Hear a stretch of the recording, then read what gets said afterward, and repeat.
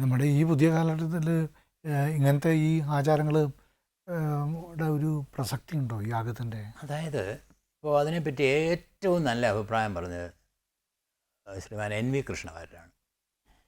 N V Variar ഇപ്പോൾ യാഗം നടത്തിയ അതുകൊണ്ട് ഇന്ന തരത്തിലുള്ള പ്രയോജനങ്ങളുണ്ട് എന്ന് പലരും വിശ്വസിക്കുന്നതിൻ്റെ കൂടെ ഒരു സിനിമ വഴി അതിനെ സാങ്ക്ടിഫൈ ചെയ്തിട്ടുണ്ട്. അതെ, മുഴുവൻ വിശ്വസിക്കുന്നുണ്ടോ ഇല്ലയോ എന്നുള്ളത് എനിക്ക് അറിഞ്ഞുകൂടാ. പക്ഷെ അദ്ദേഹം എന്നോട് പറഞ്ഞത് ഇതൊക്കെ വളരെ പ്രാചീനമായ ഭാരതത്തിൻ്റെ സംസ്കാരത്തിൻ്റെയും ചരിത്രത്തിൻ്റെയും പൈതൃകത്തിൻ്റെയും ഭാഗമായ കാര്യങ്ങളാണ്.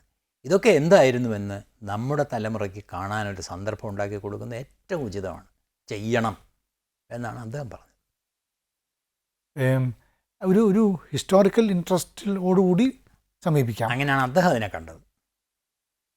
പക്ഷേ അതിനെ അങ്ങനെയാണോ കാണുന്നത്?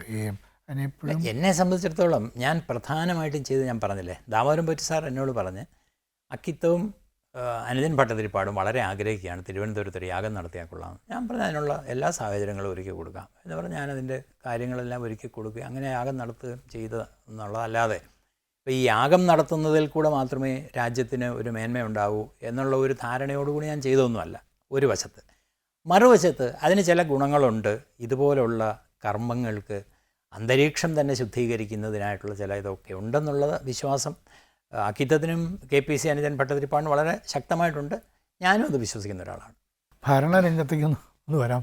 ഈ ഏതായാലും ഈ ഇതിൻ്റെ 2.5 കൊല്ലം ചീഫ് സെക്രട്ടറി, ഈ മൊത്തത്തിൽ നമ്മുടെ ഭരണ അന്തരീക്ഷം, ഞാൻ ഇതിന് രാഷ്ട്രീയ അന്തരീക്ഷത്തെ ഉൾപ്പെടെയാണ്, അത് മുഴുവൻ മലീമസമായിക്കൊണ്ടിരിക്കുന്ന ഘട്ടമാണ്. അത് എവിടെ നോക്കിയാലും നമുക്ക് ഇപ്പോൾ കേൾക്കാവുന്നത് ഒരു അഴിമതിയുടെ കഥയാണ്. NVയുടെ കഥ പറഞ്ഞപ്പോൾ ഈ പത്രങ്ങളെക്കുറിച്ച് പറയുന്നത് ഈ ലോകത്തിൻ്റെ ചിരിയും ചെറ്റത്തവും കൊയ്ത് അകത്താക്കാൻ വേണ്ടിയാണ് പത്രം ഉണ്ടാക്കുന്നതാണ്. ഈ മനുഷ്യ സ്വഭാവത്തിൻ്റെ അകത്ത് പലതരം ഘടകങ്ങളുണ്ട്. അത് നമ്മളിനി ഏത് രംഗത്തായാലും ആ ഘടകങ്ങളെല്ലാം പ്രവർത്തിച്ചുകൊണ്ടിരിക്കും.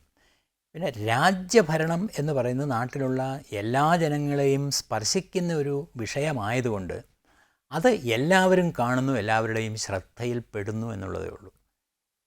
മനുഷ്യൻ്റെ സ്വഭാവങ്ങളിലും പ്രവർത്തനങ്ങളിലുമുള്ള വളരെ ശ്രേഷ്ഠങ്ങളായ ഭാവങ്ങളും നീചങ്ങളായ ഭാവങ്ങളും എല്ലാ കാലത്തും ഉണ്ടായിരുന്നതും എല്ലാ കാലത്തും ഉണ്ടാവാൻ പോകുന്നതുമാണ്.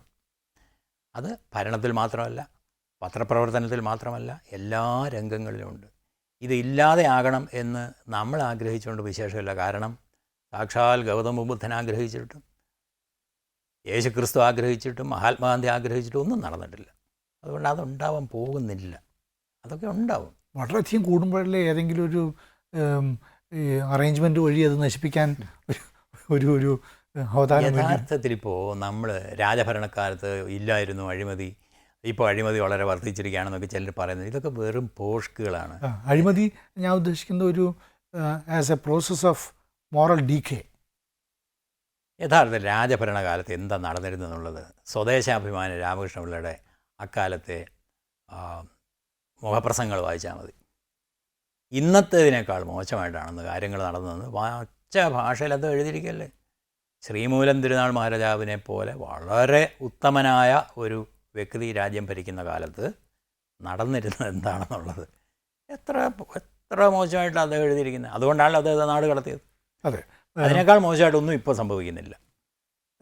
പക്ഷേ അങ്ങനെ പറഞ്ഞു വരുമ്പോൾ നമ്മൾ ഇപ്പോഴത്തെ ഈ മലീമസമായിക്കൊണ്ടിരിക്കുന്ന അന്തരീക്ഷമായിട്ട് സമരസപ്പെടാനുള്ള ഒരു മാനസിക നിലവാരത്തിലേക്ക് വരികയാണോ? അതായത് ഞാൻ പറയുന്നത് മനുഷ്യ സ്വഭാവത്തിൽ ഇങ്ങനെ ഹീനങ്ങളായ ഘടകങ്ങൾ ഉള്ളിടത്തോളം കാലം മനുഷ്യൻ കൈകാര്യം ചെയ്യുന്ന ഏത് രംഗത്തും ഒരളവ് വരെ അതുണ്ടാവും. അത് നമുക്ക് എന്ത് ചെയ്യാൻ പറ്റുമെന്നാണ് പറയുന്നത്. എല്ലാ രംഗങ്ങളിലും അതുണ്ടാവും. അതേ സമയത്ത് മനുഷ്യൻ്റെ മാഹാത്മ്യം, അവൻ്റെ മാനസികമായ വികാസം, വലിപ്പം, ഇതൊക്കെ പ്രദർശിപ്പിക്കുന്ന പല കാര്യങ്ങളും അതിൻ്റെ കൂടെ ഉണ്ടായിക്കൊണ്ടിരിക്കും. നമ്മൾ പക്ഷേ അതിനെ കാണാതെയും അതിനെ മാറ്റി നിർത്തിയിട്ട് ഈ മോശമായതിനടുത്ത് ഇങ്ങനെ പെരുപ്പിച്ച് പറയുന്നത് കൊണ്ടാണ്. അല്ലാതെ വലിയ ഒരു അധപ്പതനം ഇങ്ങനെ ഉണ്ടായിക്കൊണ്ടിരിക്കുകയാണെന്ന് പറയുന്നതിനോടൊന്നും എനിക്ക് യോജിപ്പൊന്നുമില്ല. ഈ കൂടുതൽ പ്രസന്നമാവാനുള്ള കാരണങ്ങളുണ്ടോ നമുക്ക് ഇപ്പോൾ? നിശ്ചയമായിട്ടും.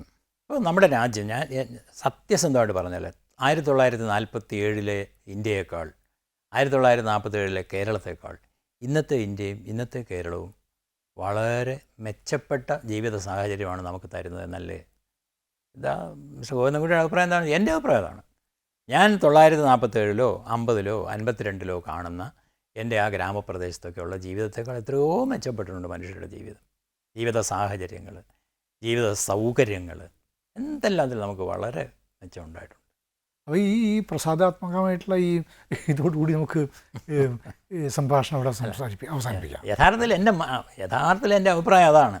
നമ്മൾ വെറുതെ പറഞ്ഞ് പെരുപ്പിച്ചിട്ടാണ് ഇതെല്ലാം വലിയ ദോഷമാണ്, അപകടമാണ്, രാജ്യം ഇതാ അറബിക്കടലിലേക്ക് മുങ്ങാൻ പോകുന്നത്. അങ്ങനെയൊന്നും സംഭവിക്കുമൊന്നുമില്ല. രാജ്യം നന്നായിട്ട് തന്നെ പോകും.